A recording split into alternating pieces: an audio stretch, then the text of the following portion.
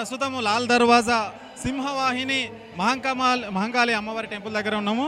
So నిన్న ఏదైతే బోనాల పండుగ సందర్భంగా నిన్న సండే బోనాలు అందరూ సమర్పించారు. ప్రతి ఒక్కరు కూడా ఇక్కడికి వచ్చి భక్తి శ్రద్ధలతో పండగ వాతావరణం మొత్తం కనిపించింది. సో ఈ రోజు వచ్చేసి ముఖ్యంగా కార్యక్రమాలు చూసుకుంటే కనుక రంగం ఉంటుంది, అంటే భవిష్యవాణి, అంటే రాష్ట్రానికి సంబంధించి ఫ్యూచర్ ఎలా ఉండబోతుంది, ఈ సంవత్సరం ఎలా ఉండబోతుంది, పంటలు ఎలా పండుతాయి, రాష్ట్రం సుభిక్షంగా ఎట్లా ఉంటుంది అంత దానికి సంబంధించినటువంటి రంగం భవిష్యం అనే కార్యాల ఊరేగింపు, పోతురాజుల నృత్యాలు, సో ఇవన్నీ కూడా మనకైతే కనిపిస్తాయి. ప్రస్తుతం టెంపుల్ దగ్గర క్రౌడ్ ఎలా ఉందో చూడండి. నిన్నటికి ఈ రోజుకు ఎలాంటి నిన్న మొత్తం ఉదయం నుంచి సాయంత్రం వరకు జరిగినటువంటి ఏదైతే అమ్మవారికి బోనాలు సమర్పించారో, బోనాలు సమర్పించిన తర్వాత దాని తర్వాత అమ్మవారికి ప్రత్యేక పూజల కార్యక్రమాలు అవన్నీ జరిగిపోయాయి. సో ఈరోజు సోమవారం వచ్చేసి మనకు ఘటాల ఊరేగింపు, అట్లాగే నుంచి పోతరాజులు నృత్యాలు అవన్నీ కూడా జరుగుతాయి. ఇక్కడ భక్తులు చాలామంది ఉన్నారు. వాళ్ళు పూజలు చేసుకుంటూ అమ్మవారిని దర్శించుకోవడానికి పెద్ద ఎత్తున వాళ్ళైతే లైన్ కట్టారు. చూసుకోవచ్చు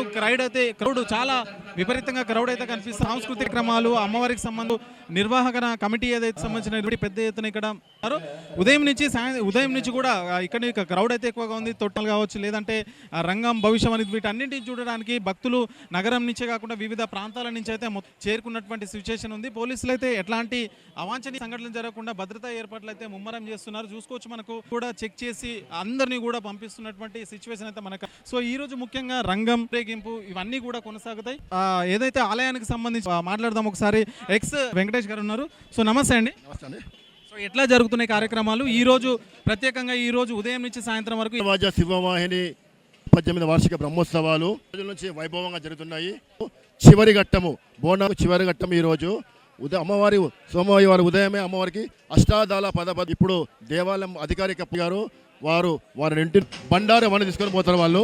తర్వాత అలంకరణ చేసుకొని మళ్ళీ లాల్ దర్వాజా పురం ఎదుగుండా మొత్తము సంచరిస్తూ వైరాన్ని సంచరిస్తూ తదనంతరము అమ్మ వచ్చే సంవత్సరము మనకంతా ఎలా ఉంటుంది, మన పిల్ల పాపలు ఎలా ఉంటారు, మన రాష్ట్రం ఎలా ఉంటుంది చెప్పే కార్యక్రమే రంగ కార్యక్రమము.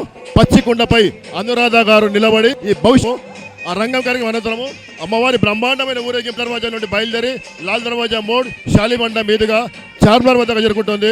చార్మినార్ వద్ద పలువురు ప్రముఖుల నుంచి మదీనా నేపుల్ వరకు ఊరేగింపు రంగం ఎప్పుడు స్టార్ట్ అవుతుంది? 5 గంటలకు స్టార్ట్ అవుతుంది రంగ కార్యక్రమం. రంగం అయిపోగానే ఊరేగింపు స్టార్ట్ అవుతుంది. ఉదయం నుంచి సాయంత్రం వరకు ఘటాల కార్యక్రమం అయితే కొనసాగుతూ చూసుకోవచ్చు. వాళ్ళు అమ్మవారిని దర్శించుకోవడానికి అమ్మవారి ప్రత్యేక కార్యక్రమాలు అయితే చేస్తున్నారు. సో చూసుకోవచ్చు, మొత్తం కూడా పరిసరం సంబంధించి ముఖ్యంగా రంగం సమర్పించడం ఇలాంటివి అయితే చేస్తారు భక్తులు పెద్ద క్యూ లైన్లో. సో నిన్న ఉన్నటువంటి కార్యక్రమాలు ఏవైతే ఉంటాయో ముఖ్య కార్యక్రమాల నేపథ్యంలో భక్తులు ఉదయం నుంచే భక్తులు కూడా వివిధ ప్రాంతాల నుంచి ఎక్కడి భక్తులు అయితే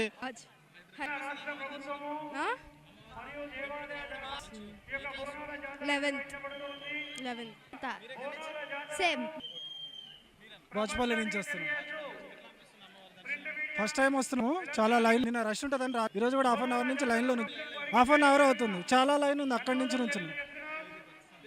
సో చూసుకోవచ్చు, భక్తులు చాలా మంది అయితే లైన్లో నిలబడ్డారు. ఉదయం నుంచి సాయంత్రం వరకు మొత్తం ఈ కార్యక్రమం అయితే ఉంటుంది. సో భక్తులు చాలా, అంటే నిన్న వాళ్ళు ఎవరైతే ఉంటారో ఈ రోజు అయితే వస్తున్నారు. బడంగపేట్ నిన్న రాలే, ఈరోజు వస్తుంది. చాలా రోజుల క్రితం వచ్చాను.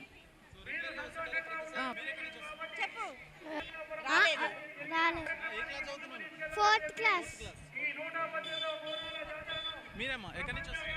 నేను ఛత్రనాక. మంచిగా అనిపిస్తుంది.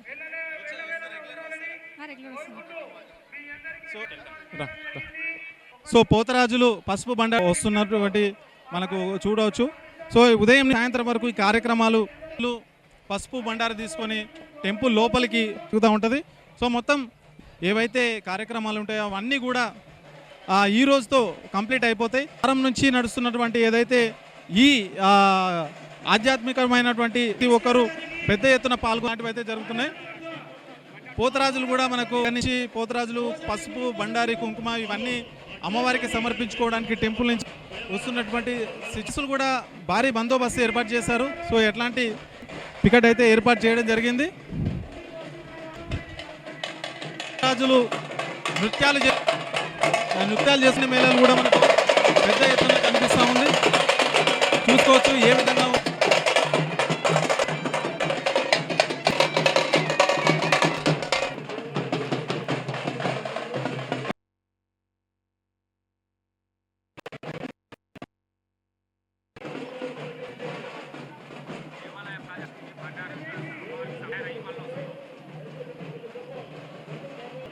సో లాల్ దర్వాజా ఇక్కడ చుట్టుపక్కల ఉన్నటువంటి భక్తులు కావచ్చు, ఇక్కడ ఉన్నటువంటి వాళ్ళు మొత్తం కూడా ఇక్కడ సందడి అయితే చేస్తున్నటువంటి పరిస్థితి. మనలో పోతరాజులు వాళ్ళు కుంకుమ పసుపు బండారుతో అమ్మవారికి సంబంధించినటువంటి ఏవైతే కార్యక్రమం అన్నీ చేస్తారో ప్రతి ఒక్కరు కూడా భక్తి శ్రద్ధలతో దర్వాజా టెంపుల్ ఆలయం నిండిపోయిన పరిస్థితి అయితే మనం చూస్తూ ఉన్నాం.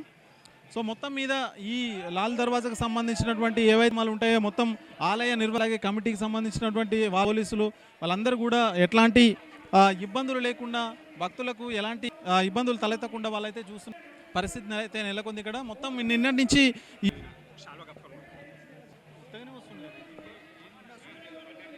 పోతరాజులు ఎవరైతే ఉన్నారో వాళ్ళైతే ఇంకా వాళ్ళ వేషధారణ అయితే ఇంకా రెడీ కాలేదు. వేషధారణ రెడీ అయిన తర్వాత వాళ్ళు కంప్లీట్గా ఈ ఏవైతే దానికి సంబంధించిన సాంస్కృతిక ఉంటారో సో అందులో అయితే పాల్గొంటారు. చూసుకోవచ్చు మనకు కనుచూపు మేరలో ఎక్కడ చూసినా మనకు భక్తులైతే సో వాళ్ళందరూ కూడా నిన్ననిచ్చి ఈరోజు నిన్న కొంతమంది చెప్తున్నారు వచ్చాము అని చెప్పేసి వాళ్ళైతే చెప్తున్నటువంటి పరిస్థితి అయితే ఉంది. మరికొందరు చాలామంది చాలా సంతోషంగా పండుగ జరుపుకోవడం, బోనాల పండుగ ఆషాఢ మాసం రాగానే నిన్న లాస్ట్ అనమాట, అంటే నగర ఆషాఢ మాసం చివరి ప్రజలందరూ కూడా బోనాల పండుగ శుభాకాంక్షలు. ముఖ్యంగా శ్రీవారి అమ్మవారి ఆశీస్సులు తెలంగాణ ప్రజలపై యావత్తు భారతదేశంపై ఉండాలని మనస్ఫూర్తిగా కోరుకుంటూ, మరి గోవు బాగుండే హైందాలని అమ్మవారిని మొక్కుకోవడం జరిగింది. మరి ఎంతో చరిత్రాత్మకమైన ఈ యొక్క దేవాలయాన్ని ప్రభుత్వం కూడా ఇట్లాంటి నిధులు ఇచ్చి మరి ఆదుకునే పరిస్థితి లేదు. నిధులు ఇస్తా అని చెప్పి మరి గత ప్రభుత్వం కూడా మాట ఇచ్చి తప్పిర్రు. ఈ ప్రభుత్వం కూడా దేవాలయానికి నిధులు ఇస్తా అని చెప్పి నేను ఒకటే చెప్తా, చరిత్ర తెలంగాణ రాష్ట్రంలో చాలా ఉన్నాయి. మరి ఇంత పెద్ద పండుగ హిందువుల పండుగ ఉదాసీనత, హిందువులు అంటే ఎందుకు చిన్న చూపు, గుళ్ళకి మేము సెంటిమెంట్ డబ్బులు ఇస్తాము, ఎండో శాఖ బాధ్యత పెద్ద ఎత్తున ఈ గుడికి నిధులు ఇచ్చి అభివృద్ధి చేయాల్సిన బాధ్యత ఈ ప్రభుత్వంపై ఉంది. లేదంటే గత ప్రభుత్వం ఎట్లయితే కూలిపోయిందో అట్లనే ఈ ప్రభుత్వం కూడా పోతుందని చెప్పి సందర్భంగా తెలియజేస్తున్నా. ఎక్కడ డెవలప్మెంట్ ఉంది? నేను చిన్నప్పటి నుంచి చూస్తున్నా, అంతే ఉన్నది గుడి. మరి డెవలప్మెంట్ చేయరు. ఫండ్స్ వస్తే హిందువుల ఫండ్స్ తీస్తా. మేము సెక్యులర్ పార్టీ అంటే వాళ్ళకి ఏమని ఇచ్చుకోబోయి మా గుళ్ళకి మా పండుగలకి పెద్ద ఎత్తున ఫండ్స్ రిలీజ్ చేయాలి. గతంలో కూడా బీఆర్ఎస్ పార్టీ 20 కోట్ల రూపాయలు ఇస్తా అని చెప్పి దేవాలయానికి ఇవ్వలేదు, ఈ పార్టీ ఇస్తా అని చెప్పి ఇవ్వలేదు.